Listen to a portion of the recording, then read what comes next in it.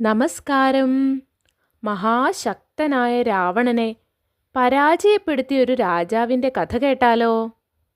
ഇത് കുട്ടിപ്പുരാണം, പുരാണത്തിലെ കുട്ടി കുട്ടി കഥകൾ പറയുന്ന കുട്ടിപ്പുരാണം.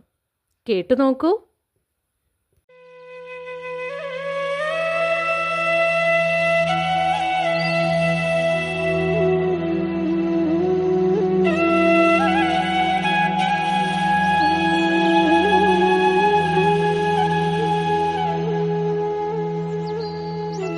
രാവണൻ ദേവന്മാരെയും മുനിമാരെയും എല്ലാം ഉപദ്രവിക്കുന്നത് തുടർന്നുകൊണ്ടേയിരുന്നു.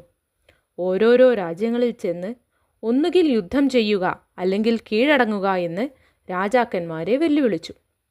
രാവണൻ്റെ വരബലം അറിയുന്നതുകൊണ്ട് രാജാക്കന്മാർ കീഴടങ്ങി. അങ്ങനെ രാവണൻ മാഹിഷ്മതീപുരത്തെത്തി.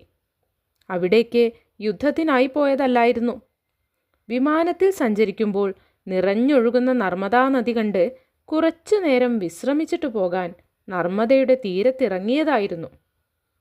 ഓരോരോ രാജാക്കന്മാരോട് യുദ്ധം ചെയ്ത ക്ഷീണമൊക്കെ മാറ്റാൻ ഗംഗാനദിക്ക് സമാനയായ നർമ്മദയിലിറങ്ങി എല്ലാവരും കുളിച്ചുകൊള്ളാനും താനും കുളിച്ച് നിത്യകർമ്മങ്ങൾ ചെയ്യട്ടെ എന്നും രാവണൻ അനുചരന്മാരോട് പറഞ്ഞു. ഉച്ച സമയമായതിനാൽ ശിവപൂജയും ചെയ്യാൻ രാവണൻ തീരുമാനിച്ചു. അതു കേട്ട അനുചരന്മാരെല്ലാവരും കുളിച്ച് പൂജയ്ക്ക് വേണ്ട ചന്ദനവും പുഷ്പങ്ങളുമെല്ലാം ഒരുക്കി. മണ്ണുകൊണ്ട് നല്ലൊരു തറയുണ്ടാക്കി ശിവലിംഗം അതിന്മേൽ വെച്ചു. രാവണൻ പൂജ ചെയ്യാൻ തുടങ്ങി.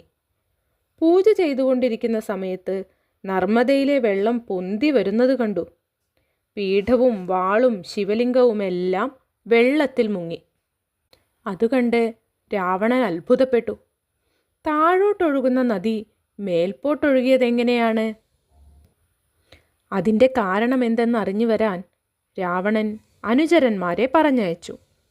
അവർ കുറച്ചു ദൂരം ചെന്നപ്പോൾ കാർത്തവീര്യാർജുനൻ സ്ത്രീജനങ്ങളുടെ കൂടെ കുളിക്കുന്നത് കണ്ടു.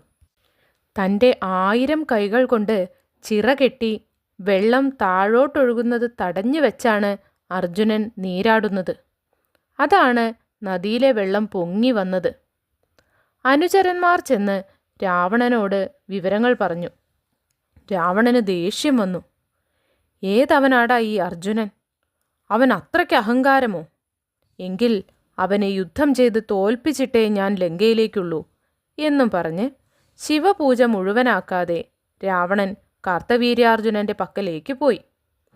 അവിടെ നദിക്കരയിൽ നിന്നിരുന്ന അർജുനൻ്റെ അനുയായികളോട് രാത്രിഞ്ചരേശ്വരൻ രാവണൻ യുദ്ധത്തിന് വിളിക്കുന്നുണ്ടെന്ന് ചെന്നറിയിക്കാൻ പറഞ്ഞു.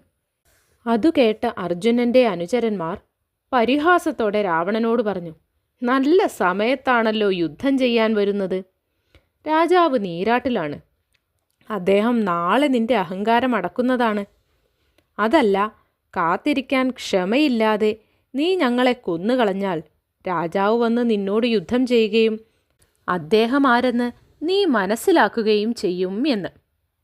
തുടർന്ന് പ്രഹസ്തൻ്റെ നേതൃത്വത്തിൽ രാവണൻ്റെ അനുചരന്മാർ കാർത്തവീര്യാർജുനൻ്റെ ഭടന്മാരോട് ഏറ്റുമുട്ടി. കോലാഹലം കേട്ട് അർജുനൻ ഗദയുമെടുത്ത് അങ്ങോട്ട് ചെന്നു. അപ്പോൾ പ്രഹസ്തൻ മുസലം കൊണ്ട് രാജാവിന് നേരെ ചെന്നു. തൻ്റെ ഗദ കൊണ്ട് രാജാവ് മുസലം നാശമാക്കി. അടികൊണ്ട പ്രഹസ്തൻ ബോധരഹിതനായി നിലത്തു വീണു. ഇത് കണ്ട് പേടിച്ച മറ്റ് രാക്ഷസന്മാർ വേഗം സ്ഥലം വിട്ടു. പിന്നെ യുദ്ധം കാർത്തവീര്യാർജുനനും രാവണനും തമ്മിലായി. ഘോരമായ യുദ്ധത്തിൽ രാവണൻ്റെ കവചം തകർന്നു. അപ്പോൾ തൻ്റെ ഗദ കൊണ്ട് അർജുനൻ രാവണനെ ആഞ്ഞടിച്ചു. അടിയേറ്റ രാവണൻ തെറിച്ചുപോയി. ബോധമില്ലാതെ കിടന്ന രാവണൻ്റെ കൈകാലുകൾ കയറുകൊണ്ട് കെട്ടി ഭൃത്യന്മാരെ കൊണ്ടെടുപ്പിച്ച് കൊട്ടാരത്തിലേക്ക് കൊണ്ടുപോയി. എന്നിട്ട് രാവണനെ കാരാഗൃഹത്തിലടയ്ക്കാൻ കൽപ്പിച്ചു. ദേവകൾ സന്തോഷത്താൽ പുഷ്പവൃഷ്ടി നടത്തി. ഇനി തങ്ങൾക്ക് രക്ഷയില്ലെന്ന് കണ്ട് രാക്ഷസന്മാർ പിൻവാങ്ങി. തങ്ങളുടെ രാജാവിനെ മോചിപ്പിക്കാൻ എന്താണൊരു പോംവഴിയെന്ന് രാക്ഷസന്മാർ കൂടിയാലോചിച്ചു. അപ്പോൾ മാരീചൻ പറഞ്ഞു, രാവണൻ്റെ അച്ഛനായ പുലസ്ത്യമുനിയോട് പറഞ്ഞാൽ അദ്ദേഹം വന്ന് രക്ഷിക്കും എന്ന്.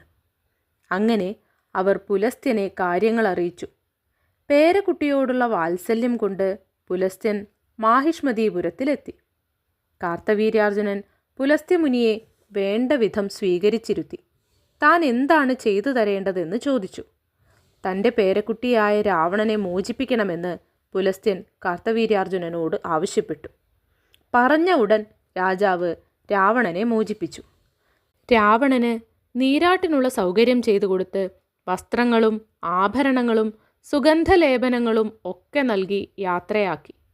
നാണിച്ച് തല താഴ്ത്തി അർജുനനോട് യാത്ര പറഞ്ഞ് മുത്തച്ഛനായ പുലസ്ത്യനോടൊപ്പം രാവണൻ യാത്ര തിരിക്കാൻ പുറപ്പെട്ടു. അർജുനൻ അനുചരന്മാരെയും പുഷ്പകവിമാനവും ചന്ദ്രഹാസവും നൽകിയപ്പോൾ രാവണൻ്റെ ദുഃഖമെല്ലാം മാറി. അവിടെ നിന്ന് യാത്രയായി.